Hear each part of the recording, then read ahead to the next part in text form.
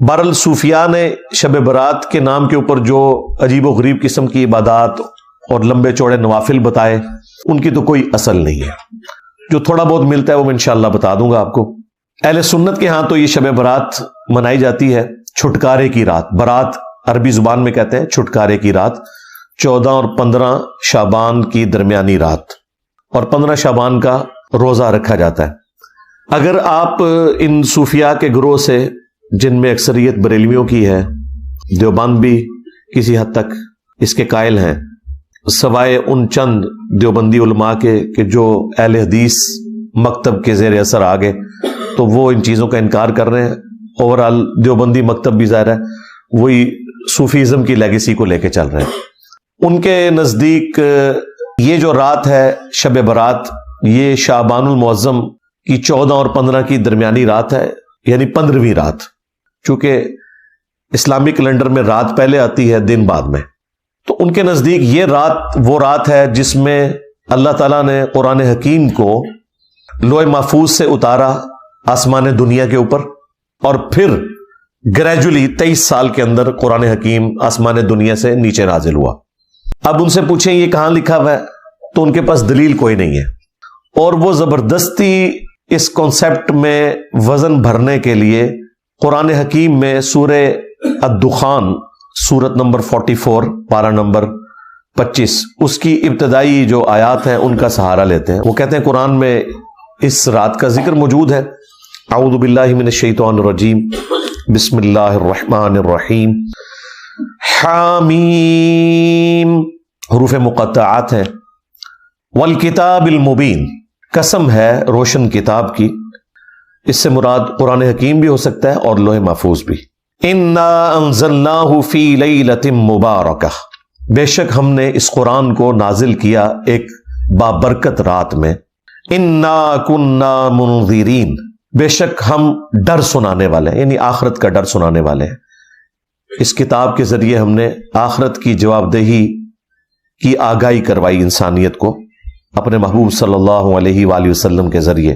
فیہا یفرق کل امر حکیم، اور اس مبارک رات میں ہر اہم کام بانٹ دیا جاتا ہے، یعنی فرشتوں میں کام سونپ دیے جاتے ہیں اللہ تعالیٰ کی طرف سے، پورے سال کا ایک شیڈیول دے دیا جاتا ہے۔ امر من عندنا، اور یہ سارے کام ہماری طرف سے ان کے سپرد کیے جاتے ہیں۔ انا کنا مرسلین، اور بے شک ہم ہی فرشتے بھیجتے ہیں۔ رحمتم من ربک، یہ رحمت ہے تیرے رب کی۔ انہ هو السمیع العلیم، بے شک وہ سننے والا ہے، علم والا ہے۔ تو یہ جو 6 آیات ہیں، وہ کہتے ہیں ان 6 آیات کے اندر جو بابرکت رات رپورٹ ہوئی ہے وہ شب برات، یعنی شعبان کی 15ویں رات ہے۔ اور کہتے ہیں دیکھیں اس میں واضح ہے کہ اس رات میں ہر اہم کام فرشتوں کے سپرد اللہ تعالیٰ کر دیتا ہے۔ جو آپ نے سنا ہے کہ جی وہ پورے سال میں جن لوگوں نے مرنا ہوتا ہے ان کے نام بتا دیے جاتے ہیں، اسی طریقے سے کس کو کتنا رزق ملنا ہے وہ بتا دیا جاتا ہے، ہر طرح کے امپورٹنٹ کام سپرد کر دیے جاتے ہیں۔ حالانکہ قرآن اگر یہ کہہ رہا ہے نا کہ ہم نے اس قرآن کو ایک بابرکت رات میں نازل کیا، تو پھر سب سے پہلے تو قرآن سے ہی پوچھنا چاہیے کہ وہ بابرکت رات کس مہینے میں آتی ہے، وہ کون سی رات ہے۔ قرآن حکیم نے خود بتا دیا ہے کہ قرآن کب نازل ہوا۔ وہ سورۃ البقرہ میں مشہور آیت، شہر رمضان الذی انزل فیہ القرآن، رمضان کا مہینہ ہے وہ جس میں قرآن نازل ہوا۔ ھدی للناس، پوری انسانیت کے لیے یہ ہدایت ہے۔ کہتے ہیں صرف نیک لوگوں کو ہدایت ملتی ہے، نہیں، قرآن کہہ رہا ہے پوری انسانیت کے لیے۔ وَبَيِّنَاتٍ مِّنَ الْهُدَى وَالْفُرْقَانِ، اور اس میں ہدایت کے روشن دلائل ہے، اور یہ الفرقان ہے، یعنی حق اور باطل میں تمیز کرنے والی کتاب۔ بہرحال اس آیت سے آپ کو یہ پتہ چل گیا کہ رمضان مبارک وہ مہینہ ہے جس میں قرآن نازل ہوا۔ لہٰذا اب اس کو سورہ الدخان کی ابتدائی 6 آیات کے ساتھ جوڑ لیں، جس میں اللہ تعالیٰ نے فرمایا تھا حامیم والکتاب المبین، انا انزلناہ فی لیلۃ مبارکۃ انا کنا منذرین، ہم نے اسے بابرکت رات میں نازل کیا اور ہم ڈر سنانے والے ہیں۔ وہ بابرکت رات رمضان المبارک کے اندر ہے. یہ کسی مفتی کا فتویٰ نہیں ہے، کسی صحابی کا فتویٰ نہیں ہے، یہ اللہ تعالیٰ نے خود بتا دیا قرآن کے اندر. لہٰذا اب وہ کہانی تو ختم ہوگی کہ قرآن حکیم جو ہے وہ شعبان کے اندر نازل ہوا ہے. پھر اسپیسیفکلی یہ جو رات ہے اس کی شان میں اللہ تعالیٰ نے پوری سورت نازل کر دی ہے. یہ کوئی چھوٹی بات نہیں ہے، ایک رات کے بارے میں پوری سورت قرآن میں نازل ہوئی ہے، اور وہ ہے سورۃ القدر. انا انزلناہ فی لیلۃ القدر، بے شک ہم ہی نے اس قرآن کو نازل کیا ایک عزت والی رات میں، ایسی رات جس میں اللہ کی تقدیر کے فیصلے ہوتے ہیں. وہی بات جو سورہ الدخان میں آ چکی، فیہا یفرق کل امر حکیم. یہ قرآن اس رات میں نازل ہوا ہے جس میں ہر اہم کام بانٹ دیا جاتا ہے. یہاں پہ بھی آ گیا کہ یہ ڈیسٹنی تقدیر کی رات ہے جس میں تقدیر کے فیصلے ہوتے ہیں. اللہ کے علم میں تو پہلے سے فرشتوں کے سپرد ہوتے ہیں. وما ادراک ما لیلۃ القدر، اور تم کیا جانو کہ لیلۃ القدر کی کیا شان ہے.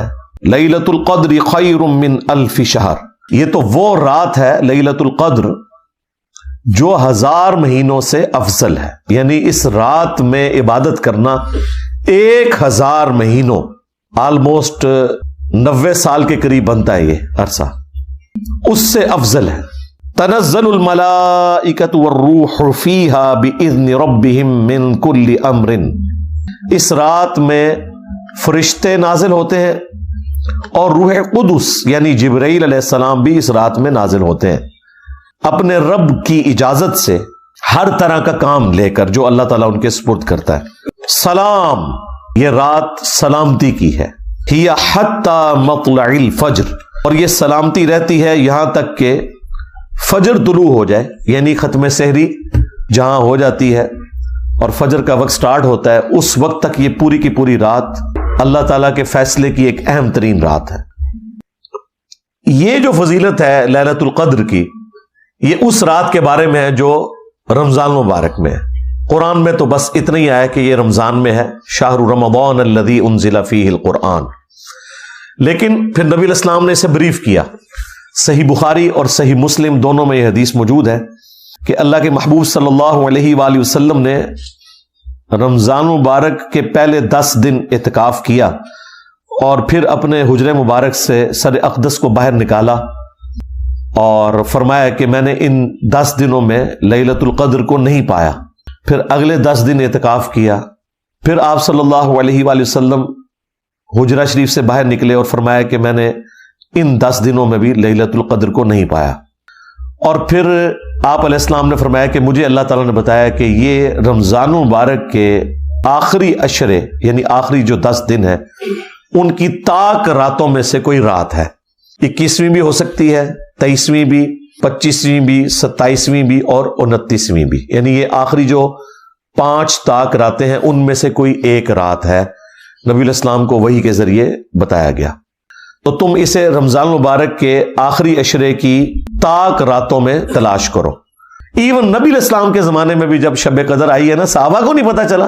آپ کو خواب دکھائی گئی تھی، اور ظاہر ہے نبی کا خواب وحی الہی ہوتا ہے. آپ نے فرمایا کہ وہ رات ایسی رات ہوگی کہ جس صبح میں فجر کی نماز پڑھوں گا تو میرے ماتھے پر کیچڑ کا نشان ہوگا. صحابہ کرام کہتے ہیں وہ 21ویں رات جب فجر کے وقت نبی علیہ السلام نے نماز پڑھائی تو اس رات کافی بارش ہوئی تھی، مسجد نبوی کا چھت ٹپک رہا تھا. چونکہ آپ نیکڈ زمین کے اوپر ہی نماز پڑھا کرتے تھے، تو جب آپ نماز کے بعد ہماری طرف متوجہ ہوئے تو ہم نے کیچڑ کا نشان آپ کے ماتھے پہ دیکھا، تو ہم نے کہا اچھا یہ رات تھی. یار اگر صحابہ کا یہ سٹیٹس ہے کہ انہیں صبح پتہ چلتا ہے، تو یہ جو کہانیاں کرواتے ہیں کہ جی وہ رات کو ہمیں پتہ چل جائے گا، یہ نشانی ظاہر ہوگی، کوئی نشانی نہیں ظاہر ہوگی بھائی. اور یہ فکس بھی نہیں ہے، یہ بھی ذہن میں رکھیے گا. نبی علیہ السلام کے مبارک زمانے میں 21ویں رات آئی، یہ 23ویں بھی ہو سکتی ہے. اہل تشیع زیادہ زور دیتے ہیں 23ویں کے اوپر، لیکن وہ بھی مانتے ہیں کہ 21ویں بھی ہو سکتی ہے. کچھ صحابہ کرام صحیح مسلم میں آتا ہے وہ 27ویں کو مانتے تھے. تو یہ ویری کرتی ہے. یہ اللہ تعالیٰ نے بیسیکلی شب قدر کی ایک سیلیبریشن رکھی ہوئی ہے. کسی سال وہ 21ویں کو سیلیبریٹ کرتا ہے اللہ تعالیٰ، کسی سال 23ویں کو، کسی سال 25ویں کو. کسی سال 27ویں کو. مقصد یہ ہے کہ وہ 10 دن آپ اللہ کو دیں, وہ طاق راتیں دیں. باقی ہم نے تو اس کے بھی شارٹ کٹ رکھے ہوئے. صحیح مسلم میں حدیث ہے, سیدنا عثمان رضی اللہ تعالیٰ عنہ علیہ السلام نے روایت کی ہے. وہ کہتے ہیں کہ اللہ کے محبوب صلی اللہ علیہ وآلہ وسلم نے فرمایا, جس نے عشاء کی نماز جماعت سے پڑھی اسے اللہ تعالیٰ آدھی رات کا قیام کرنے کا ثواب دے دے گا, اور پھر اگر اس نے صبح فجر بھی جماعت سے پڑھ لی تو پوری رات کے قیام کا ثواب. یعنی اگر آپ رمضان المبارک میں عشاء اور فجر جماعت سے پڑھ لیں, اس حال میں کہ آپ کی کوئی رکعت فوت نہیں ہونی چاہیے, یہ ذہن میں رکھیے گا. جماعت سے مراد نہیں کہتا یہ آتی جا کے مل جاؤ اینڈ تے, نہ, رکعت نہیں فوت ہونی چاہیے. شریعت میں جماعت ملنا ہے, رکعت فوت نہ ہو. تو یہ شارٹ کٹ ہے صحیح مسلم میں کہ جو رات کو عشاء اور صبح فجر پڑھ لے جماعت کے ساتھ, پوری رات کے قیام کا اسے ثواب مل جائے گا. یہ شارٹ کٹس جو ہیں وہ ہمارے جیسے جو کمزور لوگ ہیں ان کے لیے بہت بڑی نعمت ہے. اور یہ شارٹ کٹس اسپیشلی اللہ تعالیٰ نے اپنے محبوب صلی اللہ علیہ وآلہ وسلم کے ذریعے ہمیں اس لیے دیے کہ کوئی بہانہ باقی نہ رہے. اسی طرح کا ایک شارٹ کٹ صحیح مسلم میں رپورٹ ہوا ہے.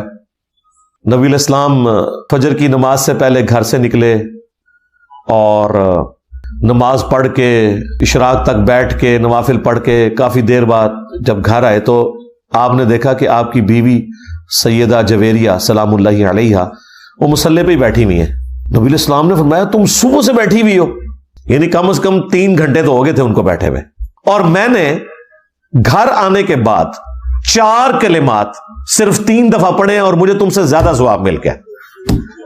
سبحان اللہ وبحمدہ عدد خلقہ ورضا نفسہ وزینت عرشہ ومداد کلماتہ. یہ 4 کلمات سبحان اللہ وبحمدہ تو کامن ہے نا, عدد خلقہ ورضا نفسہ وزینت عرشہ ومداد کلماتہ, ان کو آپ نے 3 دفعہ پڑھنا ہے. وہ ہم نے صبح شام کے اذکار میں بھی یہ ذکر ڈالا ہوا ہے. تو مجھے اس سے زیادہ ثواب مل گیا جو تمہیں ملا ہے. تو یہ فجر سے لے کر اشراق تک مسجد میں بیٹھنا یہ بہت بڑی نعمت ہے. لیکن اس کے ایکویلنٹ ایک شارٹ کٹ میں نے آپ کو بتا دیا کہ نبی علیہ السلام نے فرمایا کہ یہ 4 کلمات پڑھ لو 3 دفعہ, سبحان اللہ وبحمدہ عدد خلقہ ورضا نفسہ وزینت عرشہ ومداد کلماتہ, تو تمہیں اس سے بڑھ کر ثواب مل جائے گا. تو اس طرح کے شارٹ کٹس جو ہیں ان سے نفع اٹھانا چاہیے. اور یہ شارٹ کٹس احادیث میں اس لیے رپورٹ ہوئے کہ ہر شخص کو اللہ تعالیٰ نے ایک جیسے حالات و واقعات نہیں دینے, سرکمسٹانسز ڈفرنٹ ہو سکتے ہیں کسی بندے کے, تو وہ شخص بھی محروم نہ رہ جائے. اعمال تو موجود ہیں. دیکھیں لوگ کہتے ہیں کہ زیادہ علم حاصل کریں گے تو مشکل میں پڑ جائیں گے, زیادہ علم حاصل کریں تو آپ کو دین میں آسانیاں پتہ چل جائیں گی, مشکل میں کہاں سے پڑیں گے. تو یہ کتنی بڑی آسانی ہے کہ آپ اتنا بڑی فضیلت والا کام مختصر سے عمل سے کر لیں اور آپ کو بھی اتنا ہی ثواب مل جائے. اسی طریقے سے صحیح مسلم میں حدیث ہے, تم میں سے کسی کے اندر یہ استطاعت ہے کہ وہ 1/3 قرآن پڑھ لے رات میں. صحابہ نے کہا کہ اس کی کون قدرت رکھے گا. آپ صلی اللہ علیہ وآلہ وسلم نے فرمایا کہ سورہ اخلاص پڑھ لو 1/3 قرآن کے برابر ہے, یعنی اس کا ثواب. قل هو اللہ احد اللہ الصمد لم یلد ولم یولد ولم یکن لہ کفوا احد, 1/3 قرآن کے برابر ایک دفعہ یہ سورت پڑھنے کا ثواب ہے. اور دیکھیں صحابہ کہہ رہے ہیں کہ یہ کس میں قدرت ہو سکتی ہے کہ رات میں 1/3 قرآن پڑھے. یہ آپ کو کہتے ہیں ہمارے بزرگ 8 قرآن روزانہ پڑھتے تھے. صحابہ کرام تو 1 قرآن سے بھی عاجز ہیں. تو یہ یعنی بابوں کا دین ہے اور یہ کتابوں کا دین ہے.